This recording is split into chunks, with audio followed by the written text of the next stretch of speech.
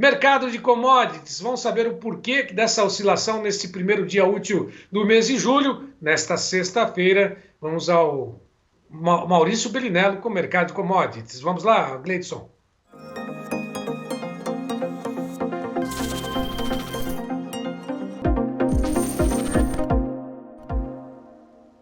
Maurício Bellinello, boa tarde para você, tudo bem? Eu vou bem, Braga. Boa tarde a toda a audiência. A compensar, a esperar pelo frio que você está aí bem agasalhado. Curitiba, nesse momento, deve estar abaixo de zero ou não? Não, tá não. É que em casa fica embaixo de zero, mas Curitiba tá só 18. Só 18, tá bom então. Agora, o que não está muito bom não é o mercado, aliás, muito bom é a força de expressão, pelo contrário, né? O mercado se posiciona de acordo com aquilo que tem de movimento, né? Primeiro dia útil do mês de julho, só milho e petróleo apresentam patamares positivos. O que está acontecendo no mercado de soja, por exemplo, no dia seguinte à divulgação do relatório lá do USDA, Maurício? É uma confirmação de um movimento que a gente adiantou aqui há meses atrás já, né? Que a soja, não só a soja, o milho, soja, trigo, açúcar, né? Tá todo mundo vindo com força para baixo, né? A soja, inclusive, no contrato de entrada da safra americana, que é o contrato de setembro, deixa eu até colocar no gráfico aqui para poder mostrar para as pessoas, ele perdeu um suporte importante nesse momento aqui, ó. Tá aqui, ó. Isso aqui é o contrato de setembro, tá? Teve máxima em 16 dólares e 8 centavos o bushel. Tinha um suporte importante, 14,23. Nesse momento, 14,18. É a menor cotação desse contrato desde o dia 1º de fevereiro de 2022. Absolutamente em linha com o que a gente havia comentado aqui, que tinha grandes chances de fazer, né? E nesse momento, como de outro, se você não se protegeu, agora é tentar minimizar danos, infelizmente, viu, Braga? Bom, segundo semestre está começando, né? É calendário, é 1º de julho e você vinha e manteve, logicamente, esse posicionamento com relação à recessão nesse segundo semestre na Europa e Estados Unidos. Esse movimento de mercado, de commodities, pode mostrar ou demonstrar um posicionamento também nos fundos em relação ao mercado de commodities e também essa possível recessão que está se vislumbrando por aí pela Europa e também pelos Estados Unidos?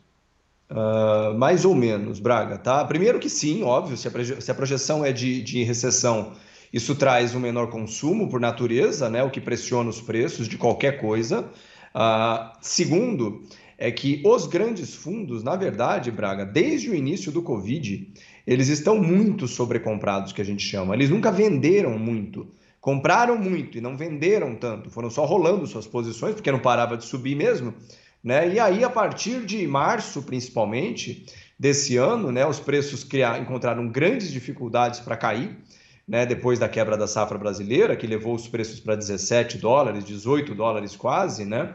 Os preços tiveram enorme dificuldade e não conseguiram romper os patamares superiores, que são os mais altos níveis de preço da soja da história, né? Desde sempre. E a gente disse isso aqui, que você olhar para os maiores preços da história e achar que isso é o novo normal, isso é um erro, na minha opinião, porque não existe o que mantém esses preços. E aí, quando entra o segundo semestre, ou a proximidade do segundo semestre, Braga, existe o que a gente chama de sazonalidade, né? Historicamente, o segundo semestre, de junho até outubro, os preços da soja, do milho, do trigo caem, porque vão chegar perto da entrada da safra americana.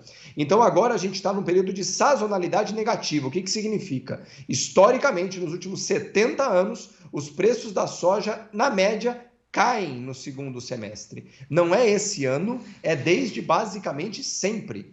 E especialmente com os dados que vieram ontem, confirmando uma safra americana muito grande, pelo menos até os presentes dados, né, Braga, tanto de milho quanto de soja, para onde mais os preços poderiam ir que não fosse para baixo? É exatamente essa oscilação que a gente tem acompanhado e como você mesmo disse, não há novidade, né? Tudo vem de acordo com aquilo que sazonalmente, todo período, né, específico do ano, isso acontece. Agora, uma coisa que não estava sendo esperada é essa questão aliada, logicamente, à recessão, que a projeção dos números mostrava exatamente essa condição, essa disparada do dólar. Será que é só por causa da PEC aqui de emergencial que foi anunciada no Brasil, ou é um movimento de enxugamento de dólares no mercado rumo à taxa de juros nos Estados Unidos mais uma vez? O dólar, né, Braga, globalmente falando, em relação a euro, ien, libra esterlina, subiu nos últimos dias também, mas não chegou a romper máximas, né? Subiu. O Brasil, nesse caso, certamente está sendo pressionado no dólar por causa da PEC né, desses auxílios que serão ofertados, porque no final das contas, do ponto de vista de investidores estrangeiros, quando o país faz isso, ele vai ter questões fiscais a serem resolvidas, né? Até porque alguém tem que pagar isso depois, né? Esse dinheiro. Então, automaticamente isso gera, num cenário que já está estressado globalmente, né? Por causa dos juros, da recessão, da inflação, vem esse agravante que causa uma pressão ainda maior para a saída de dólares, né? Isso não era esperado por ninguém, isso foi uma novidade, pelo menos nos últimos 10 dias, né? Essa situação, ninguém esperava que iria vir um pacote tão grande de auxílios que, de novo, o Brasil não tem dinheiro para pagar isso, não tem, né? Isso terá que ser feito através da emissão de nova dívida, não tem outro caminho. Né? O Brasil não tem dinheiro em caixa para pagar. E, portanto, isso está pressionando o dólar agora. E detalhe, isso vem a favor do agricultor brasileiro. Porque, como o produto dele é lastreado em dólar, né? Ou a soja, o milho, o trigo, o milho menos, né? Mas soja, trigo, café, eles são lastreados em dólar, isso naturalmente, ou melhor dizendo, prejudica menos, né, a situação do agricultor brasileiro. Mas de ontem para hoje, Braga, só para você ter uma ideia, do contrato maio 23, que é a nossa safra entrando, de ontem para hoje a saca caiu mais ou menos 6 a 7 reais, porque o dólar subiu.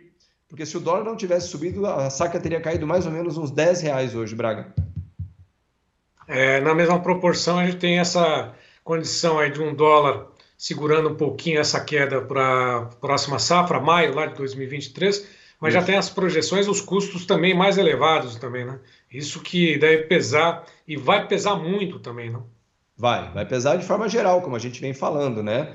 Porque, de novo, o dólar, por mais que ajude o agricultor na hora da venda, mas o fertilizante é em dólar, o defensivo é em dólar, né? Os maquinários, por mais que sejam às vezes fabricados aqui ou não, mas as empresas são internacionais e querem ganhar em dólar, então vão alterar seus preços também. Ou seja, nesse momento, isoladamente, o dólar está se movimentando. Porém, Braga, eu digo assim, a não ser que tenhamos realmente uma situação muito grave vinda por Brasília ou coisa do tipo, que traga aumentos ainda mais exponenciais nas despesas, né?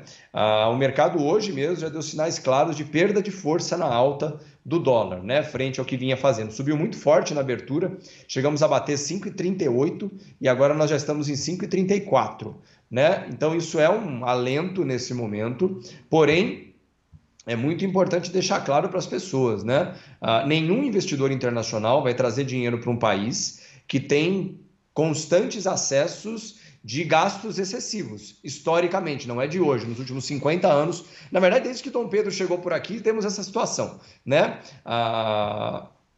Um fato curioso, Braga, pouca gente sabe disso. A independência do Brasil, ela não foi decretada, ela foi comprada. O Dom Pedro I fez a primeira dívida externa brasileira com BlackRock, com a família Rothschild na época, e comprou a independência brasileira de Portugal. Ele pagou para a família real portuguesa a nossa independência, dívida que nós carregamos até hoje. Vai fazer quantos anos já? Quantos séculos? Então é isso. Essa prática não é algo novo no Brasil. 200 anos praticamente aí nessa situação. Com relação à próxima semana, os negócios com soja, com milho, com commodities agrícolas e até mesmo com relação ao petróleo. Petróleo é outra questão que parece que não tem solução, né? Um dia sobe, cai um pouquinho, mas sobe mais do que cai. Sempre 6 dólares em média. Será que a gente vai ter um alento, pelo menos, para o preço dos combustíveis, né? Alguns estados estão lá implementando esse teto do ICMS, outros não, estão resistindo. Mas o petróleo continua aí em trajetória de alta, aliada a essa questão toda da Rússia e Ucrânia, que não tem solução ao curto prazo, pelo que parece. Não tem, Braga, sendo sincero, não tem o que se esperar disso, né? Porque você tem 3 potenciais origens de uma potencial melhora. Primeiro, a Rússia resolver a situação ali né, de um jeito ou de outro, que, sendo muito sincero, não está nem no radar. Por mais que todo mundo fique falando não, que vai melhorar, que vai piorar, não sei. O que eu sei é que, por enquanto, não está nem no radar. Segundo, o Irã ficar de bem de novo com o Biden lá e eles terminarem com o embargo, porque o Irã tem condições de colocar mais 2 milhões de barris de petróleo por dia em questão de 2, 3 meses. Fácil, tá? É a solução mais imediata possível, é o Irã, tá? E a terceira, os Estados Unidos voltarem para o nível de produção de antes do Covid, porque eles produzem hoje 11% a menos do que eles produziam em 2019. E eles eram os maiores produtores do mundo na época, né? Então, nesse momento, o mercado de petróleo está absolutamente desbalanceado. A gente tem normalmente uma oferta menor do que a demanda. Então, o preço no petróleo, o Braga, não tem como ir estruturalmente abaixo de $100, 95, sem que algum desses três problemas se resolvam, ou que uma crise de grande porte global venha e que arrebente com o consumo, né? Porque se o consumo cair, o preço também tende a cair. Bom, esses assuntos são debatidos. Amanhã é o último dia da aula, né, dessa semana, dessa fase, dessa turma, né? Porque o produtor, ele não quer dormir em cima de um pesadelo, não, pelo contrário, ele quer dormir bem, né? Lógico, enfrentar os problemas. Mas são discussões nesse encontro que vocês têm na sétima turma, né, de introdução ao mercado de commodities. Amanhã é a última aula? Amanhã teremos a última aula, a terceira e última aula ao vivo, tirando dúvidas de todos os alunos lá às 3 da tarde de amanhã, no sábado, né? O link vai amanhã cedo no e-mail dos inscritos. Então, você que está com a gente no curso de introdução às opções agrícolas, não perde.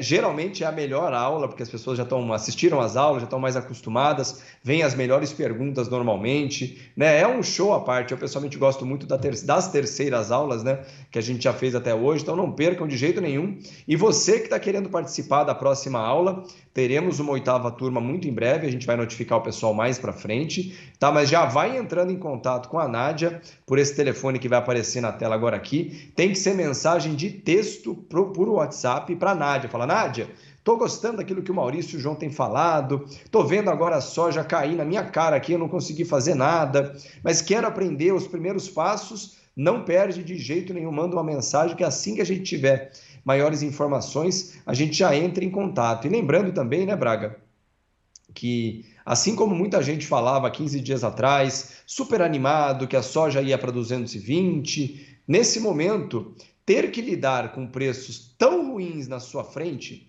te dá 2 oportunidades. Primeiro, realmente acreditar que aquilo que você falou que ia acontecer e não aconteceu, um dia vai acontecer, se Deus quiser. E segundo, falar, opa, eles falaram isso, realmente aconteceu. Será que tem algo que eu possa melhorar na forma com que eu faço a minha operação, a minha comercialização, né? Porque no final das contas é isso. Você pode permanecer achando que tudo que você está falando está certo, ainda que a evidência mais óbvia é que você está enganado.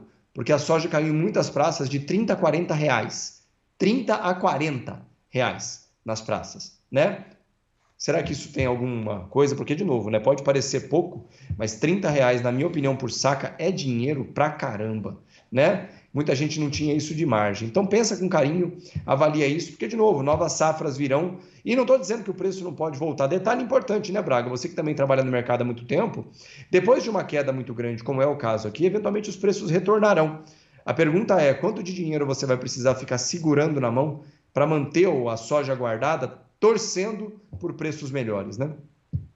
É isso aí. Tem boteco hoje, não? Temos boteco hoje. Inclusive, hoje eu vou falar um pouco disso.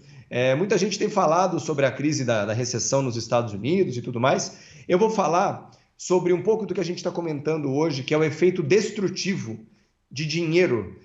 Quando grandes ou longas estagnações vêm, quando essas recessões de grande porte vêm, quais são os efeitos que ninguém comenta para você, que atingem o seu dinheiro de frente, né? E que podem, às vezes, levar 1 década, 2, para serem corrigidos. Você vai entender os efeitos mais danosos da recessão e que ninguém nunca comentou para você de graça, ao vivo. Hoje eu vou tomar um chazinho, porque a garganta não tá boa, mas lá no meu Instagram, @MaurícioBelinello, 9h30 da noite, de graça e de grátis, é só chegar, papo de economia, falando umas bobagens, cheio de mentira e tomando um chazinho de limão, chega com a gente. É isso aí. Bom descanso, então. Quer dizer, bom chá à noite no boteco. Boa aula amanhã. Até segunda. Um grande abraço, viu, Braga? Um ótimo final de semana a todos. Pessoal, aguardo vocês lá hoje, hein? É isso aí. Obrigado, Maurício. Um abraço.